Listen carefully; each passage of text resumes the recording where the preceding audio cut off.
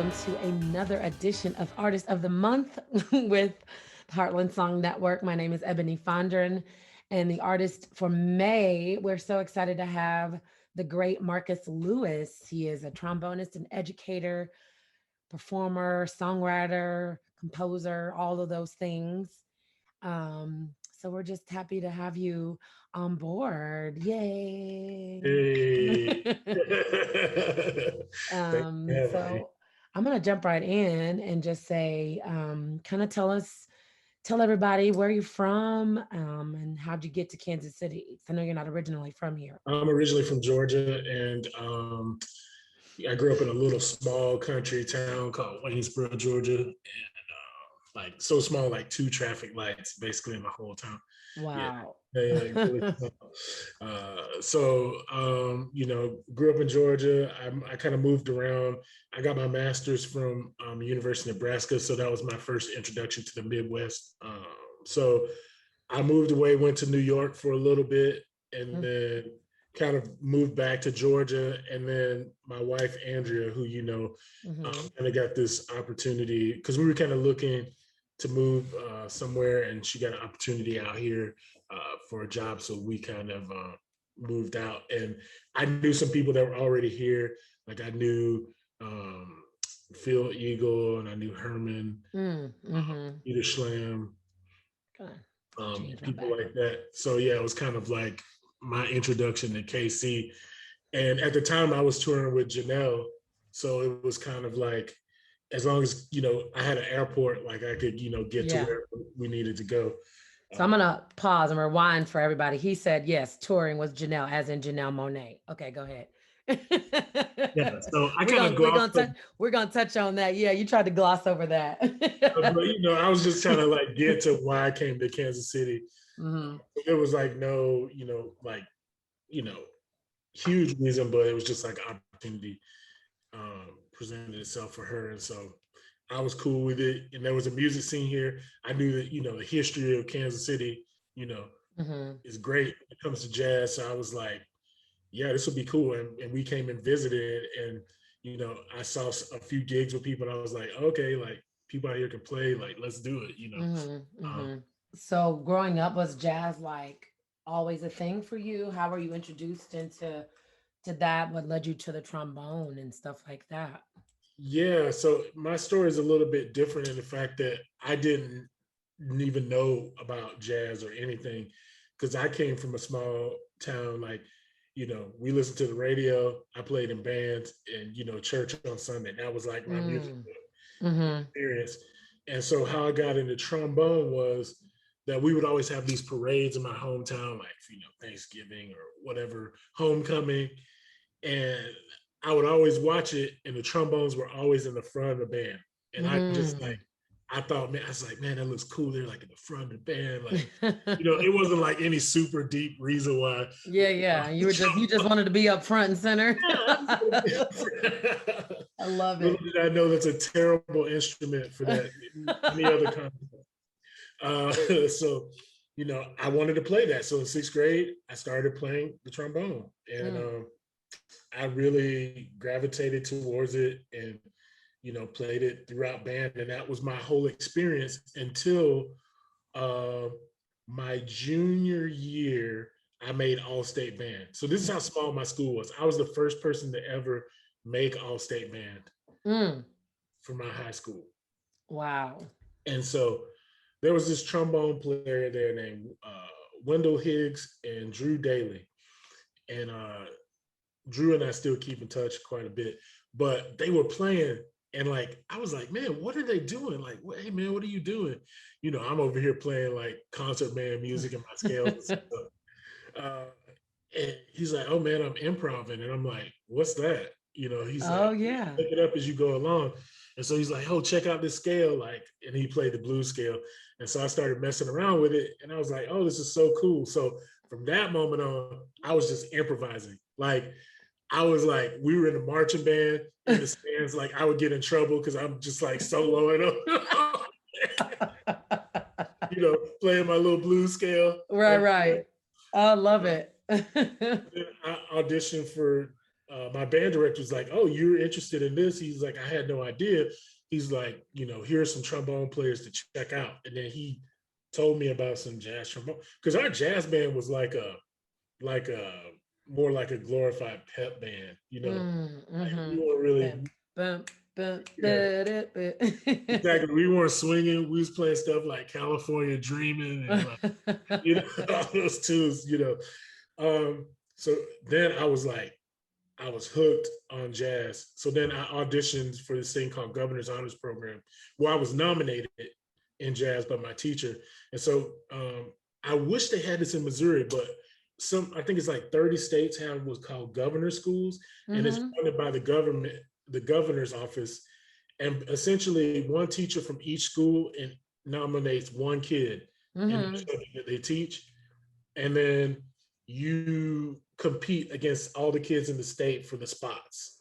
And then if you Oh. get selected, you get to go study with like the best teachers in the state at a college for free for the whole entire summer. Oh, wow. Yeah, and so like if we had a governor school, UMKC would partner with them, and then we'd have like a group of students study jazz or agriculture, dance, physics, whatever, like a Mm-hmm. bunch of subjects. So I got in jazz, and then the rest was history after that, because then I started playing with people my age that were like way better than me, and it just opened up my eyes to like the possibilities of it, Mm-hmm. all the possibilities with jazz, because I was still very sheltered, Yeah. you know, so that was huge for me. And now, ironically, I teach that program every summer. I go back to Georgia Oh, and I teach it. awesome. I Oh, I teach it. love that full Yeah. circle. Did that lead then to college,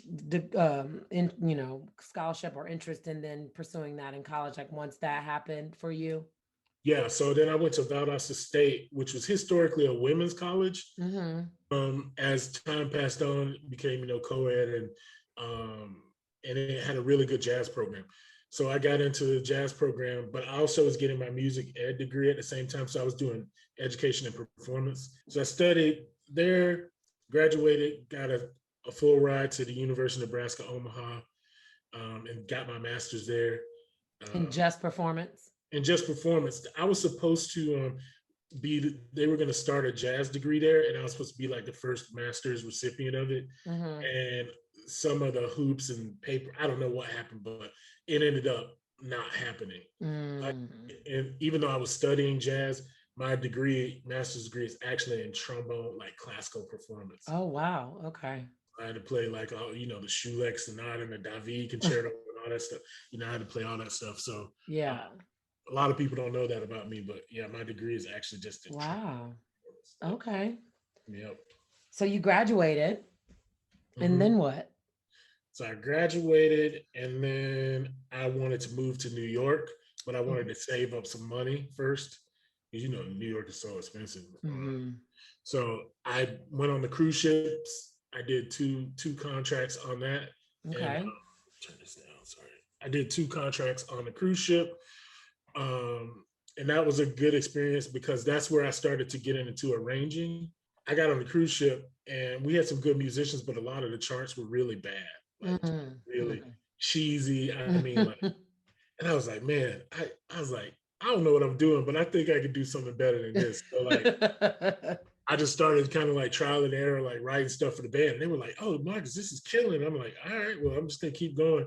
Yeah. And, so then I ended up being the musical director. So I was in charge of all the musicians of the ship, like scheduling them, like Mhm. Oh, whatever. wow. And so then I started curating stuff for us to play. So I'd be like, "All right, we're gonna do a jazz set every Thursday night. We're gonna do a small big band set every Wednesday." So we had all these like jazz gigs that we were doing. And I was writing for it. So that was an invaluable experience for me, getting experience leading a band and Yeah. managing musicians and different musicians' personalities, and yeah, writing. Yeah. So that was invaluable for me. And then so after that, those it was like a year and a half. I then moved to New York. And what was New York like for you? Just playing and working and Oh all that man, kind of shedding your face off? yeah, yeah. New York is incredible. I don't think it's the same it now as it was when I No. was there, and definitely before me, like a little bit before me, it was even a lot better. But what I quickly noticed about New York was that whatever you were into, whatever style, genre, like your whole musical concept, because of the sheer number of people, there were so many people there that you could meet that were like right in line with you. You know what I mean?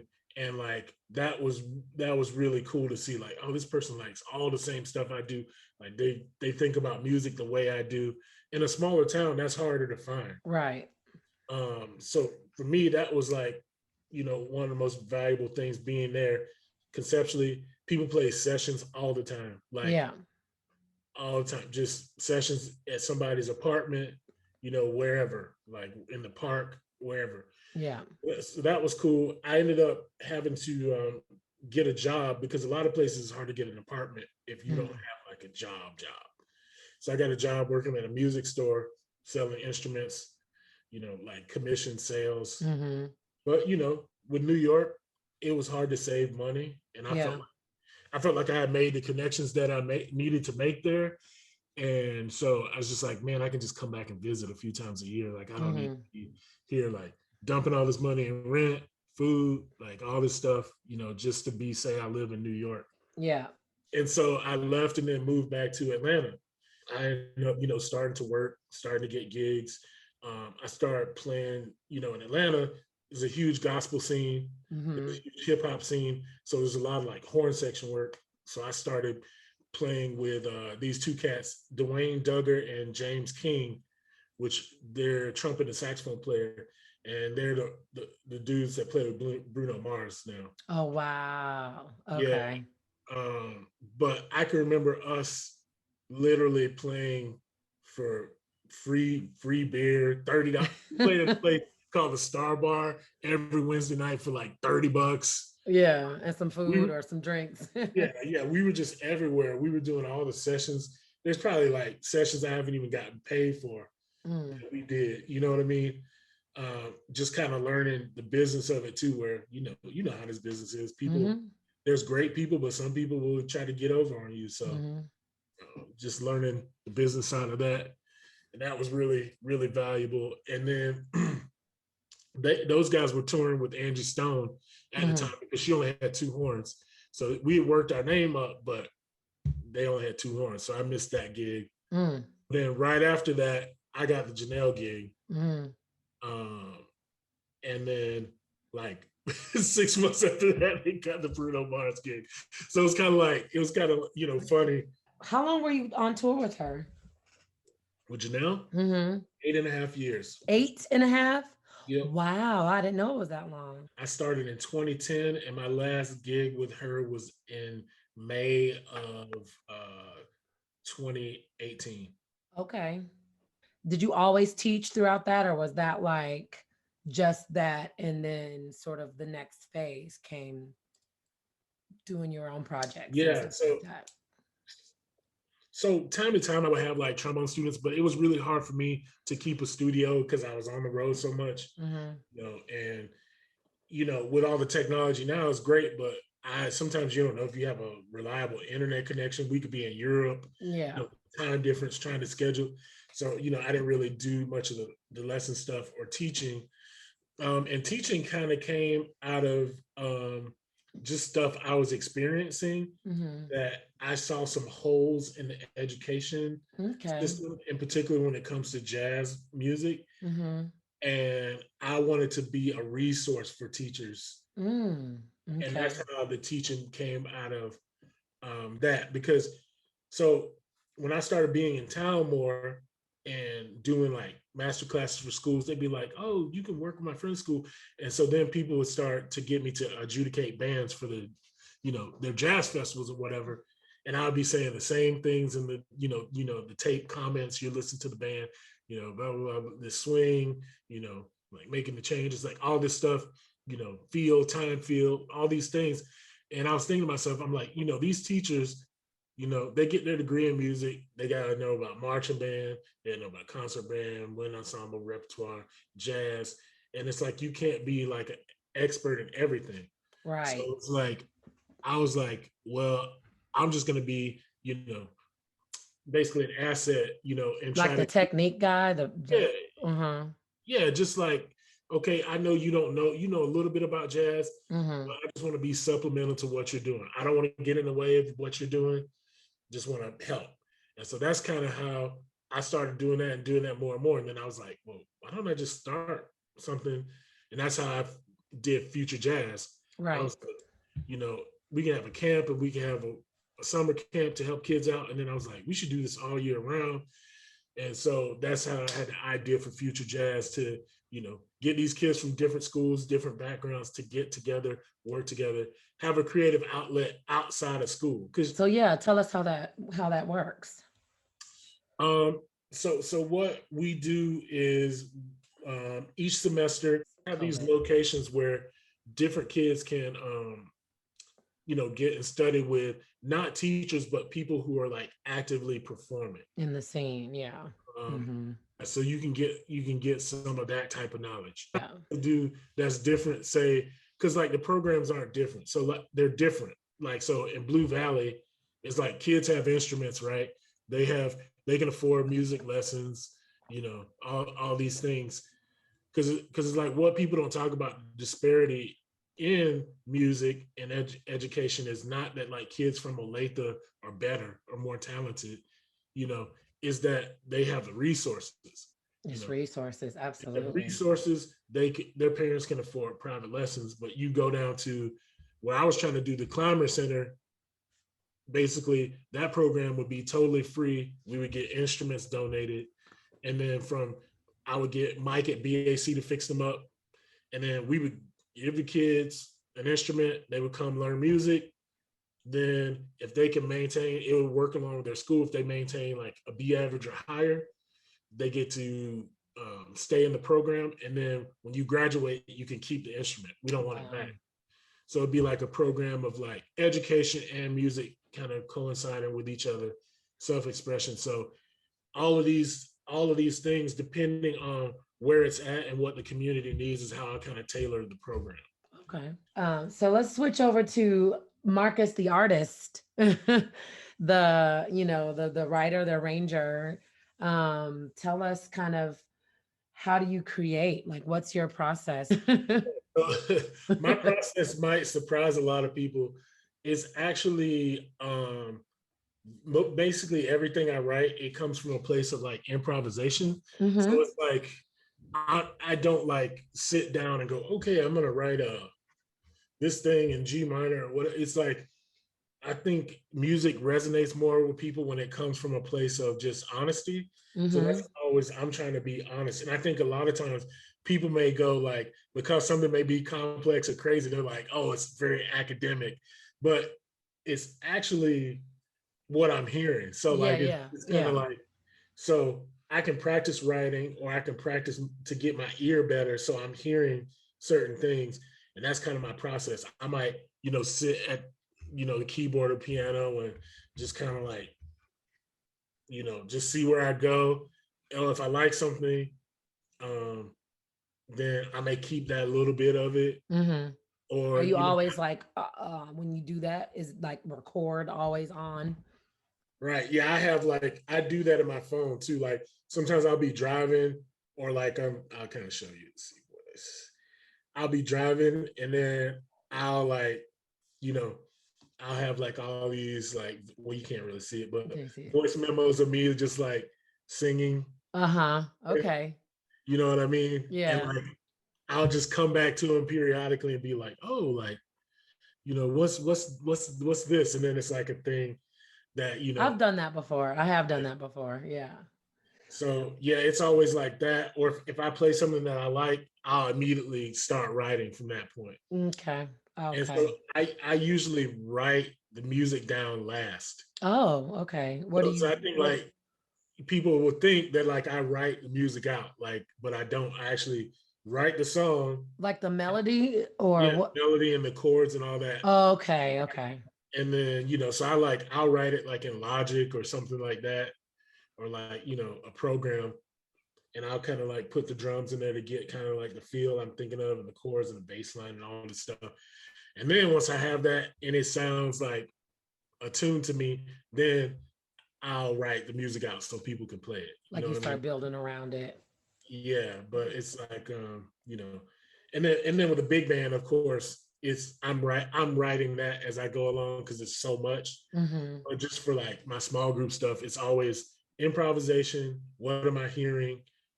Um, in times when I'm not hearing anything, um, I'll force myself to write because sometimes, like, I think my mistake was when I was younger, I always waited to be inspired to write Mm-hmm. music, and you sometimes like inspiration doesn't come. So I think like just doing it, the more you do it, the more you'll become inspired to do it. So what projects do you have out right now? So I have out my debut CD that was recorded in 2012. It's called Facing East. Mm-hmm. It features my band that when I lived in New York. Okay.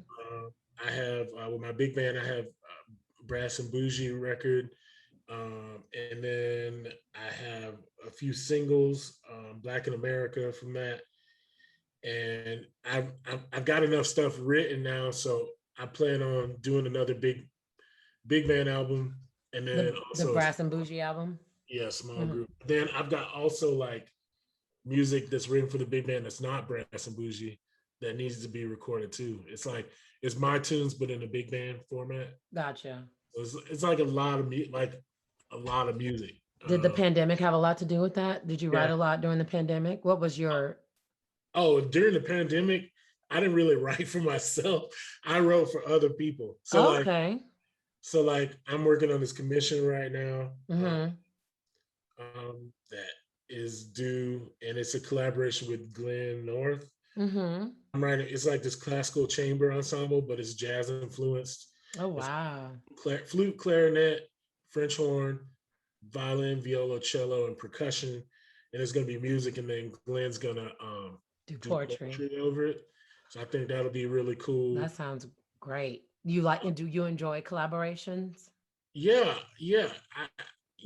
I it's weird. I don't really collaborate too much, but it's fun. It's fun to do it because Mm-hmm. it gets you kind of out of your like when I'm sitting down to write or arrange something, like I know me, so I know what I'm gonna do. But Mm-hmm. when you throw that other, energy in there, it makes it kind of you get out of your comfort zone, and sometimes you can come up with even better things. Mm-hmm. That's cool. It's because I didn't want to when I was younger. I was kind of like against that because I was like, I have such a strong musical opinion and concept Mm-hmm. that like I know like even when I write like I don't really go back and correct anything. Oh, okay. So like I don't like write something and then go, oh, let me see like how I can make it better. I'm like, if I came up with this, it's me, it's I feel like I can come up with strong enough ideas to resonate with people. So I like that. I really do. uh, Um, I know that a lot of your songs on the Brass and Bougie album were socially and politically, influenced. How do you see music as a tool for social change? yeah, I do. I used to try to write music that I think would like resonate with people to like bring everybody together, which is the ultimate goal. We want to all work Hmm. together. But I think like as musicians and certain artists and certain people, um, you have to sometimes like bring this attention to certain things because like a lot of times people don't want to hear music to like think about that. They want to get away from all that stuff. But Yeah, um, yeah. I think it's important to be socially conscious as an artist and to express your way in that way. You know what Well, I mean? I mean, And it's not for everybody. right. Everybody shouldn't do that, but sometimes as you have to say like, all right, what am I doing? Do you feel like in a way it's a responsibility? Yeah. Like for looking back at our jazz forefathers and mothers, they went through a lot of adversity, a lot of discrimination, a lot of we can play on our stage but you can't walk through the front door kind of stuff. Nina and Billy, and they did so many, dealt with so much stuff, to the point where they left the country. Some folks did, Exactly. so they were just like, I'm out. um So, I mean, I agree. I think I agree with you on that. I do think that um people want, yes, they want to get away, but I think people also like music to inspire and to push and to help, like, sort of, because there's so many theme songs that come out of, people's music, theme songs for causes and change, Mhm. so Yeah, I was kind of like, so with the second, like, so the first Brass and Bougie is a little bit different than the next one that's coming out because that one was all like Kemet and Kadesh's music, which is mm, socially conscious mm, anyways. okay, okay. So we kind of chose the ones that we thought would, work best. And so like this next album, I'm like writing all the music, Mm-hmm. and so they're just coming up with the lyrics as opposed to me like taking their songs. And putting music to it. Yeah, so like, Okay. arranging their songs in a certain way. So I think it'll be more of like a personal thing. And then like as I'm writing this music, like I was like everything is like socially conscious. I'm like, all right, okay, like we gotta have something. How would you describe your style? Mm, yeah, I mean, my my style is pretty different, I think. Um, I just certain things like resonate with me in music, and I think I kind of have an ability to like recognize like melodies and harmonies and how they kind of like affect Hmm. people. And so I'm really just trying to write music that I think resonates with me. And then I think that because I'm a human being, like Hmm. it's gonna resonate with people. Like, I think sometimes people try to like please everybody in the music, and it's like no matter what you're doing, somebody's gonna love what you're doing, somebody's gonna hate it, and people, some people are not gonna even care. So Right. it's like I don't really like focus on that part of it because they're gonna like it, hate it, or be Yeah. indifferent. So I think my style is just trying to be honest, like Yeah. trying to like be honest with myself and music and what's going on around me, and make use that to make informed music decisions about like the world, life, and culture, as opposed to trying to force something. That's Yeah. kind of like what I teach my arranging students is like if you try to force something, like it's never it's never gonna resonate with people, and people be able to tell that they don't know this chord is a C7 flat nine or whatever. Like nobody cares about that but us. Like Right. you know what I mean? But Yeah. if you try to force that, or like, oh, I'm gonna write this tune in 7/4 because like some of my stuff is odd meter. Yeah. Like if you try to force that, it's going to come off fake. Just like in a Mm. conversation, if you're meeting somebody and they're like forcing the idea, like it comes off as fake. You can Mm. immediately get that energy. So Absolutely. I think it's the same way with music. It's just like my style is like honestly me. Like it's just if I stay there, I'm cool with whatever results happen after that. You know what I mean? Yeah. I love that. Cool. So with um, Heartland Song Network, like I said, our mission is to educate, to mentor, and to collaborate with songwriters in this heartland is what we call it, in the heartland, and Mm-hmm. we're hoping to be that organization that can just offer programs for members and things like that. How do you feel like a type of organization like this, Kansas City, can kind of help support artists and create stronger platforms for their voices? Oh, I think it's really important. Like, I think there's no like blueprint as far as like how to become an artist, like, Hmm. and so I think we need organizations and people to help make these certain situations happen. It's like there's only so many venues that can be supported in, a city like Kansas City. And I Hmm. think a lot of times as artists, like we rely on, all right, I'm gonna play Corvino or the Green Lady or Blue Room or the Majestic or wherever. And like you can only play those places like certain amount of times, but like people need um, music and like different experiences. And I think organizations that help provide opportunities for artists are very needed. And I think like even more so now coming out of this whole pandemic, like Mm-hmm.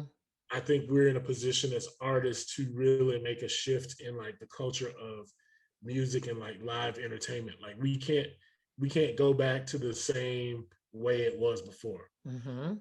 And so I think with like more organizations like this doing things and like connecting different artists from like different genres, Genres. you Yeah. know what I mean? um what kind of advice and would you give young folks, songwriters, artists, kind of dealing with with having that as a platform, but then also understanding the education and background is also so important. Yeah, I mean, man, it's kind of tricky because with the technology, social media, the internet now has like changed the game, for a lot of people where you see it where like somebody makes 4 posts on TikTok and it's something that's catchy and then they've got 1 million followers. It's just like crazy how that Hmm. happens, but that's very rare. So Yeah. I think personally, I agree with you. I think you should learn as much as you can. Be patient Hmm. and like if you're doing music to be famous and make money, like that's the wrong reason to do it. Hmm. So like I think if you do it because you love it and you keep working at it to be better, like that's the main thing is like consistency. So I would Hmm. say that's the first thing. So like you said, work on your craft, work on it consistently, always strive to be better. Hmm.